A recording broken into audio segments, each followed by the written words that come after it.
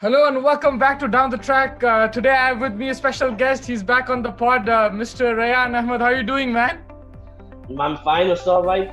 It's How's been a long time since I've done a podcast, and this is actually my first time on down the track. Oh First yeah, time it's I'm your first discussing time. cricket on Yeah, YouTube. yeah. I mean, amazing, Yeah, amazing. So it's your cricket debut. I'm sure you enjoyed the test match. A really good comeback for yeah. India. Especially the second one. Yeah, First one was kind of depressing, along with yeah, my exams, and that really was put a downer on my mood. But yeah. the second test, unbelievable bounce back, unbelievable performance. I think there was not a single department that I would say failed or underperformed. The Hmm. fielding was top class. Not a single catch was dropped from the Indian side, That was the difference and because that Australia was that dropped was the catches. difference. That Australia dropped so many catches, Yeah, but still credit to India that they cleaned up on their fielding, yeah. and they made use of the pitch really well. They knew where to bowl, and they knew the spots. That Yeah. was very impressive. Especially after losing the toss on MCG, I thought they're going to concede 400-500 runs. Exactly, but we were lucky because I thought Australia would bowl first, but they chose to bat. Yeah, And to be honest, they didn't read the pitch that well, and yes, losing the toss was in favor of India because normally the MCG is a road, man, like 400-500 runs easy in the first innings. easy. It's But a I it's a think really good. you were talking about it off as well. That moisture and stuff, it gives extra bounce and turn for the spinners on day one. Exactly, that was unexpected because as soon as Ashwin was brought in, they weren't the first few balls. The batsmen at the crease, they weren't able to read his spin and bounce. I don't think they expected that from the get go. Mm, And uh, bringing Jadeja in was really good because we had that extra spin option that Australia didn't have, yeah. especially with his different angles because he's a left arm finger spinner, right? Mm. So and he doesn't focus too much on spin, but he uses his space variations really well. And with those variations, with that bounce, that was a really good combination. And in both the innings, he got some crucial wickets. Yeah, and Jadeja, you give him a hint of assistance from the pitch, and he'll make use of it. Like Yeah, he'll make use of it. he doesn't have as many variations as Ashwin, but a hint of crack or a hint of something in the pitch, so any turn and bounce, he'll extract that. Exactly. He'll make use of it to the maximum. Yep, and now moving on to Sydney, it's 1-1. Unfortunately, the injuries keep coming on for both sides. India, in Umesh, particular, yeah, they lost Umesh had the first yeah, was yeah. Shami in the first test, Umesh in the second test. What replacement are you looking at? There's options. There's Shardul Thakur, there is Saini, and there is Natarajan as well. Natarajan has been added today, right? Yeah, he's Yep. been added as well. So Um, these are the three options. to be honest, I'm not going to. First, I would like to say that I think Deepak Chahar should have been brought in, because of his swing. Yeah. I'm sorry, it might sound a bit controversial, but I'm a big admirer of Deepak Chahar. But I think Shardul Thakur can do a good job. I think he should be brought in as Umesh's replacement. Natarajan, I don't think his style of bowling is sustainable in a test match, in my Hmm. opinion. Hmm. So Shardul Thakur will make use of Sydney's conditions really well, in my opinion. But what about Saini? I think I completely agree with you. I think because Bumrah and Siraj are a bit they hit the deck bowlers, they'll go with that bounce Yes. pace and they'll get off the pitch seam, right? Whereas Shardul Thakur is a swing bowler, so he'll Swing bowler. He moved the ball in the air. in the air. So it's a different kind of factor. So it will cause more problems for Australia in that way. But I mean, the Indian team backs Saini. They put him in the squad, and now they're getting somebody like Thakur, Natarajan, who weren't in the squad initially. So does that dent the confidence of someone like Saini, or will he understand? Because I think they're doing this because they saw his limited overs performance as well, and maybe they got a bit doubtful They from got a bit that. swayed that probably Yeah. he was not up to it, not in form. Uh, to be honest, I don't admire Saini as much. It's just my personal opinion. I really like the look of Shardul Thakur. I think he deserves a chance in the Test squad more than Saini does because in the limited overs, as he performed really well. So I think based on that, and he has been familiar with the Australian pitches Yeah. because he has actually performed in the limited overs game. So I think Shardul Thakur deserves a spot. I don't know what's going on in the training, but in my opinion, Saini is still not ready for the test line. I think Yeah. Shardul Thakur deserves Rumor it. has it that Shardul Thakur is probably the most favorite to go into the 11. As soon as that Umesh thing happened, there were rumors floating around that it's probably going to be Shardul. I was kind of surprised. I thought maybe I have a bias towards Natarajan, but I completely agree. Because he plays for Hyderabad. Yeah, but I completely agree with you. I haven't seen him in the Test circuit. I think even in the Ranji Trophy, he has good performances as well. But I haven't seen him consistently, so I can't really tell. Thakur, I've seen him in the Ranji Trophy as well. He's bowled with the new ball. He's bowled with the old ball. So he's been in that circuit for so long. So I don't know. Personally, I would go with Natarajan, but I completely agree with your point. But actually, to be fair, Natarajan is a left-arm bowling option as well. Yeah. We don't have that currently. Yeah. He opens up. He kind of provides us what he could provide us, what Stark provides them, that left-arm in-swing that's tough for the right-arm batsman. Yeah. You see Mayank struggling a lot with the swing Stark was bringing from when he was bowling over the wicket with that angle. So maybe that's an advantage that Natarajan could bring in to the lineup. But whoever it is, I think whoever it is, they're going to be inexperienced. So I think Bumrah's role will be equal. Now it'll be even more important because he's got to properly lead. Yeah, before he was guiding Siraj, which he did a magnificent job. But now he has to guide another youngster. So it's going to be a lot of pressure on Bumrah. I think Rahane handled him really well in the second test. He didn't overdo it because everyone was saying in the first day, give Bumrah the ball. All the commentators were saying, finish it off. But he knew that he needs him for the second innings as well. And he gave Siraj the ball and he split the workload. And we see Bumrah when he bowls, he puts so much effort. Yeah. With his upper body movement and also that would put a lot of pressure on his body. So he had to protect his body as well. And we can't risk injuring Bumrah. There's no way we can get him injured.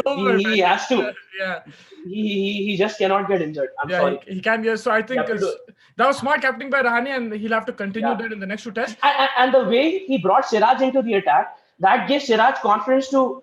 He was on fire in both innings. Yeah, amazing.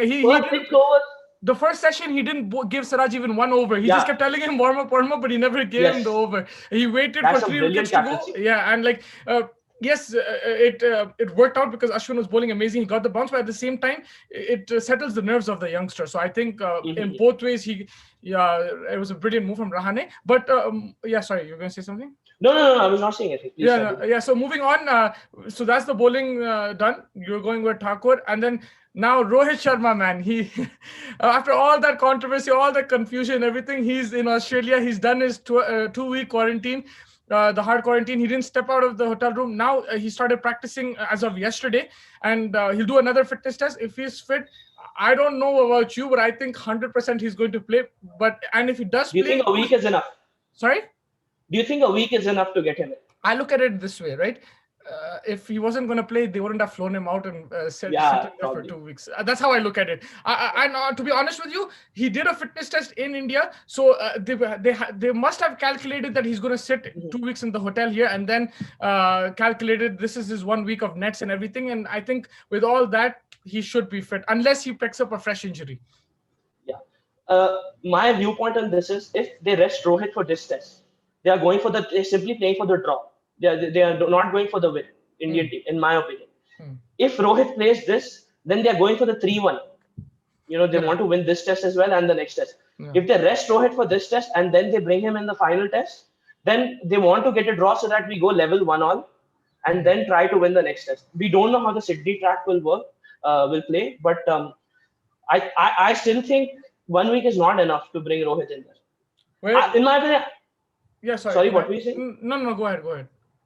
I drop Mayank. I'd bring KL Yeah, that's Rahul. what I was going to ask you. Yeah. I drop Mayank because I want two aggressive openers in Gill and Rahul. I think that would work wonders for the team.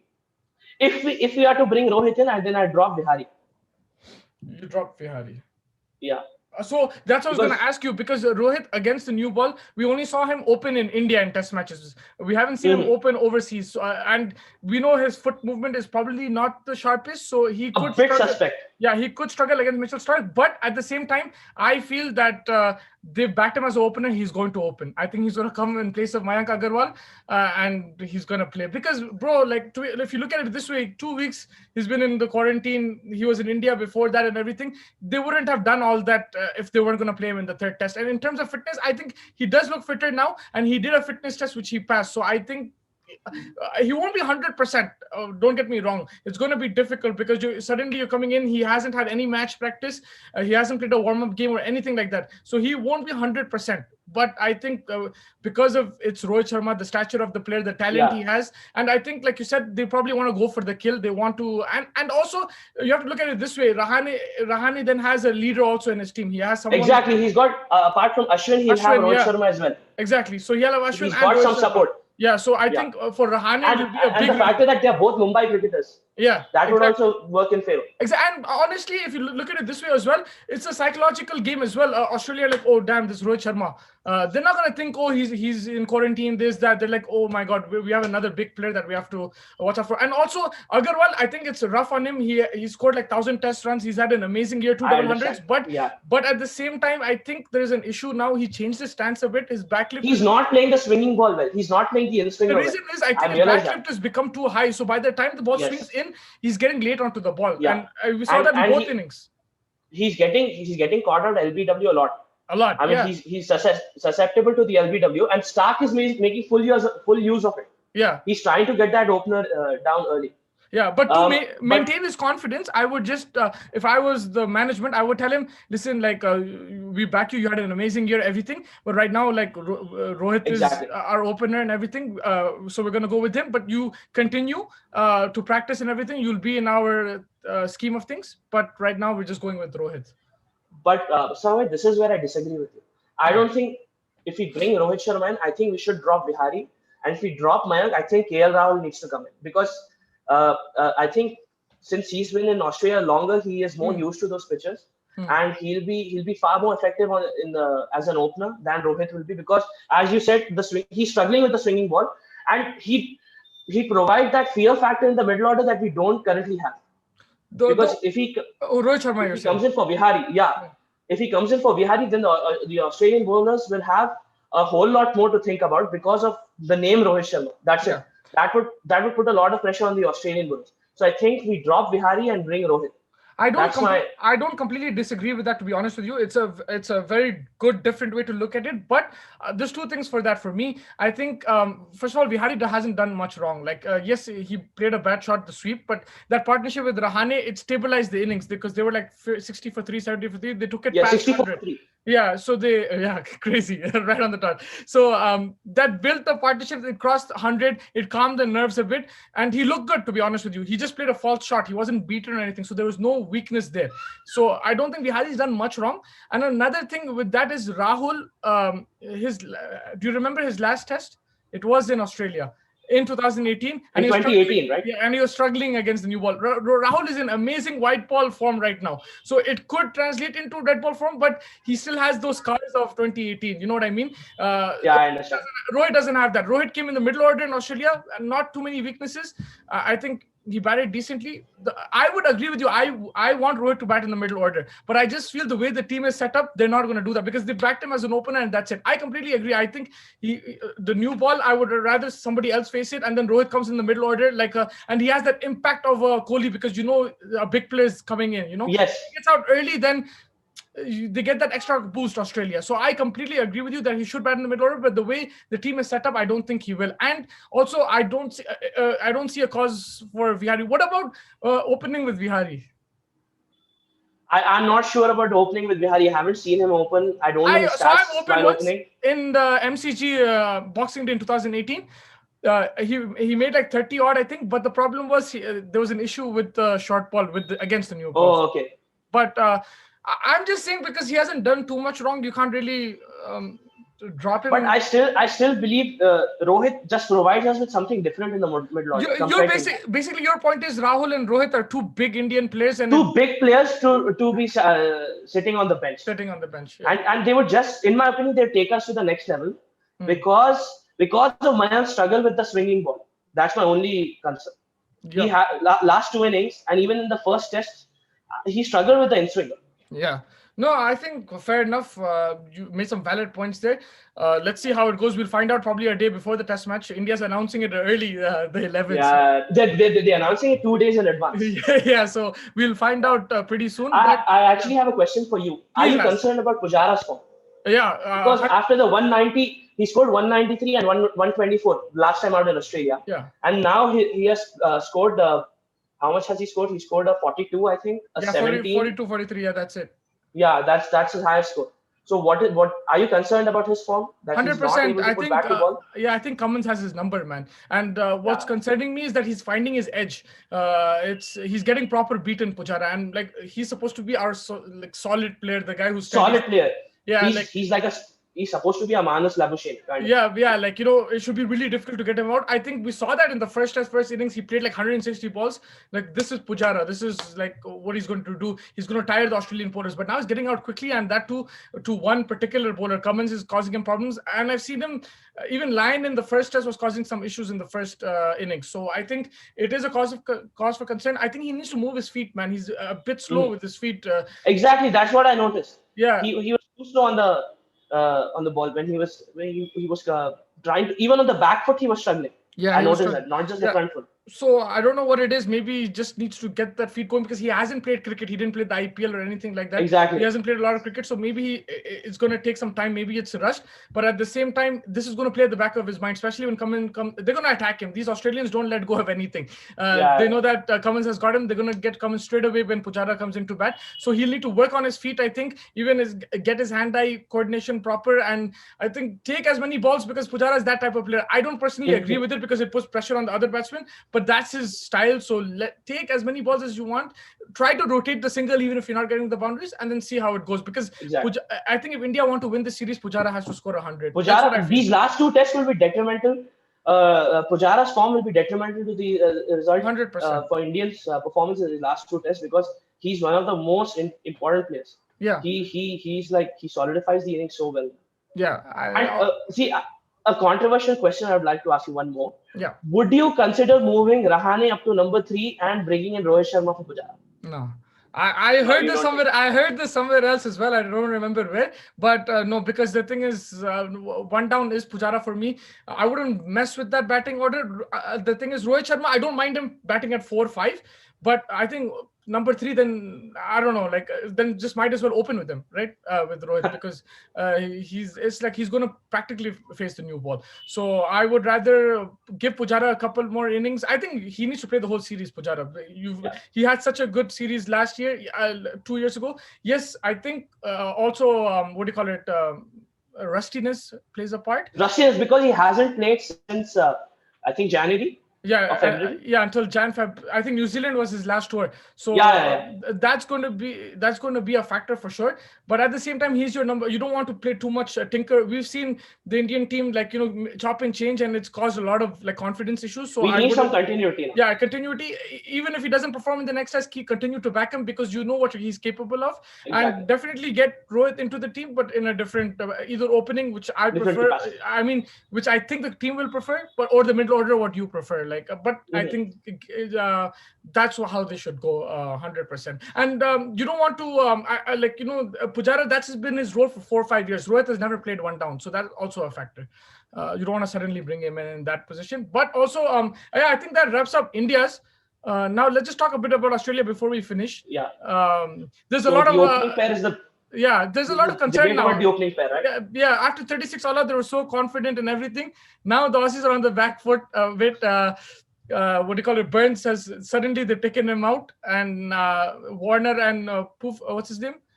Will Pucovski. Yeah, sorry. So both of these guys are back in the squad. If they're 100% fit, I think these are going to be your opening pair. But what are your thoughts on this? I've never seen Will Pucovski, but I've seen his stats, and he's got some impressive stats in the Sheffield Shield. But we saw in the last match in the Australian second innings, Matthew Wade, he found some form. I don't know if the Australians will persist with Wade because he played a very solid knock in both the innings. First innings, he played naturally the way he does. He accelerated through the innings. He scored 38, 39 balls. But in the second innings, he was really solid. He played 100-odd balls, scored 40 runs. He was one of the main reasons why Australia got to 200. Him, Cameron Green, and Cummins. Those 3 players were really important in their innings. So I think with Warner, Burns is out for me. I don't think Burns deserves a chance. I think they've taken him out. In my opinion, I don't know much about Pukowski, so I'm going to stick with Warner and Wade as the openers. Yeah, I agree with you. I think Wade batted really well, but I think Travis Head has had a poor run as well. So I would go Wade in the middle order because he's batted there before. He scored a century against England in the Ashes as well. He could do that. Yeah, so I would go Wade in the middle order and bring in Pukowski and Warner. If one of them is not fit, then I'd get Marcus Harris. He's a proper Marcus opener. Harris, exactly. Yeah. Marcus Harris has played really well too. Yeah, for me, like if whoever belongs to that position, just play him. If it doesn't work out, it doesn't work out. Wade, I feel he's in Test matches, he's a middle order batsman. In T20s, he can open 100%. Yeah.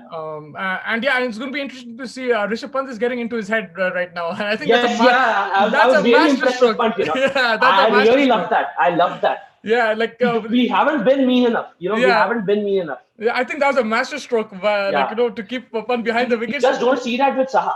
You just don't see. He'll be in his own head. He'll stay quiet. He'll try to stay focused, but not Pant. He'll chirp in his ears all day. Yeah, and it's getting to them. To be honest with you, I think Saha is the best keeper right now in the world for India, definitely. Like in terms of keeping ability, but I think in Test matches, especially in overseas, Pant will provide more because that 30 runs in the last game was a kind of momentum shift. Crucial. Well. Yeah, he gave impetus to Rahane to score as well because we were going at 2 runs and over when Pant came in, and then suddenly we just creeped up to 3 runs and over, and he helped us increase our run rate, and that gave impetus to Rahane to score as well. Pant scored 29 or 40, right? That was really very 100%. Crucial now. Yeah, 100%. It changed the momentum of the game. And just lastly, I don't want to make any presumptions or anything like that because it's going to come back to bite me. But what's happening with Steve Smith, man? This generation's Don Bradman. It's just a loss of form, Every player have a loss of form. He's just going through a bad patch. And do you think do you credit Ashwin too? Because Ashwin is getting into his head now. He's keeping him honest. He's keeping him honest with he's bowling to his weakness. He's bringing an extra bounce in. He's bowling in. He's not giving any room to score. That's one thing I've been impressed with. Ashwin has impressed me with. But the thing is, since this test is in Sydney, Steve Smith's home ground, I believe, he'd want to perform. He's a great player. I think, and to be honest with you, he's going to be the difference in this series. If he made a 70-80 in the Boxing Day test, Australia could have won it. So I think he's going to be the difference. And if it wasn't for the 36 all-out, India could have won that as well because Smith didn't perform. When Smith doesn't perform, it breaks that batting. You can see a lot of weaknesses there. So Smith's performance is very crucial to the Australian batting line. Yeah, and have you ever seen him get bowled leg stump? I always think that's how you should get him out, but I've never seen him get bowled like that. Because he shifts to the off stump a lot, right? Yeah, I always see it's open, man. Why don't you get him out there? But he always manages to hit it. This is the first time I've seen him miss it. So that shows there's something changing mentally. There's something, you could see that. It could be a lack of form, and you're right. He's playing in his hometown. He's a class player. He learned from his mistakes. Yeah. And he's probably just one hit away. He'll be up for it. He'll be up for it in the third test. And playing in Sydney would give him a bigger motivation to perform. Yeah, no, I completely agree with you. I think he'll be highly motivated to perform in this test match. Okay, and just to I believe I see a solid first innings score from Steve Smith. As you said, 70 or 80. I think so. You think he's going to perform. Yeah, it's going to be if he gets Steve Smith's wicket early. If we don't let him play more than 40-50 balls and not score more than 15-20 runs. I think that's going to be the difference between winning and losing for India. Steve Smith. I think that's a very valid point. Very valid point. And just to wrap it up, just give me the player to watch out for from each team. I think you've said it for Smith, but just each team, and who do you think is going to win the test match? For India, as you said, it's going to be if Rohit Sharma plays, obviously it's going to be Rohit Sharma for me.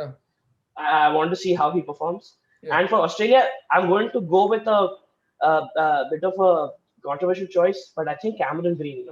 Cameron Green has impressed me.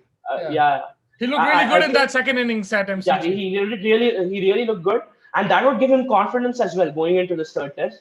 I think even on the bowling end, he's going to perform. He didn't bowl that well. He didn't get any wicket, I guess. Yeah, he didn't get any wicket, but he was bowling a decent in either way. Yeah, but he was bowling a decent line. Yeah, so I think he's going to do well with the ball as well with the bat. And the bat. I think he's going to be a player to look out for. Cameron. Yeah, but I think I agree with you. It's for me. It's between Smith and maybe David Warner as well if he plays. Yeah, because I they are think going that's to going to be they're the going to give difference. that attacking option. Yeah, that's That going to be the attacking difference. option in the opening. Exactly, because we haven't seen Australian players come out aggressive against the Indian bowlers. They've let them bowl to them. They've defended. Their run rate has been like Defended. 1 or 2 in the first session, like whenever they batted. So Warner will bring a different kind of strategy, and he's going to look to attack India. And if they go wicketless in the first session, if they bat first, or even if they bat second, they go wicketless, Yeah. that will give Australia a lot of confidence. So I think I completely agree. For me, from India, again, it has to be the bowlers, of course, but I'm just going with Rahane, man, because I think his captaincy was Yeah. unbelievable. And his batting as well was unbelievable. People don't realize it but he's also an aggressive captain. He's He's not as impulsive as Kohli, but yeah, one thing I noticed was in the Tim Paine's caught behind, he didn't look at anyone. He straight away went for the referee. Yeah, he went straight away. He was constantly held in it. Yeah, he was standing at slip. Yeah, no, to be honest with you, the difference is I think Virat Kohli actually is less aggressive in terms of tactics. He's more aggressive in terms of body language. Whereas Rahane is completely opposite. He's very calm body language, but he's extremely aggressive. You saw the leg slip. You saw the leg slips coming. Yeah, exactly. I wanted to mention that when we were talking about the Indian bowlers, that tactic was so good. He was packing that leg side field, the short field. He was keeping the short leg. He was having a leg gully. You saw Siraj's first wicket, right, for Labuschagne in the first innings. Yeah. He got him caught out on leg gully, and he specifically told the bowlers to bowl a leg stump line so that so they were bowling to the field, and that was really good captaincy from Lam. That was really good captaincy, and to be honest, what helped him the most is everyone took their catches. I think this the first Test match, India dropped catches, they lost the game. This time Australia dropped, they lost the game. So I think catches will be very important going into the third Test. But yeah, I think that sums up everything. There's sums up. Yeah, I don't think there's anything left. Yeah, I think some really good points there from you. Yeah. Gonna enjoy the Test match. And lastly, who do you think is gonna win this game? I'm going for a draw in India. Yeah, I mean, there's some rain in the forecast that might change as the Test match approaches. Yeah, but if there's rain in the forecast, then I think we got to look out for Mitchell Starc. Yeah, if there's some rain in the forecast. Yeah, no, 100%. And yeah, I think that wraps up everything. Hope to see you soon. Thank you so much for joining me, man. Thank you so much. Right, it was a pleasure. Pleasure having you, man. Take care.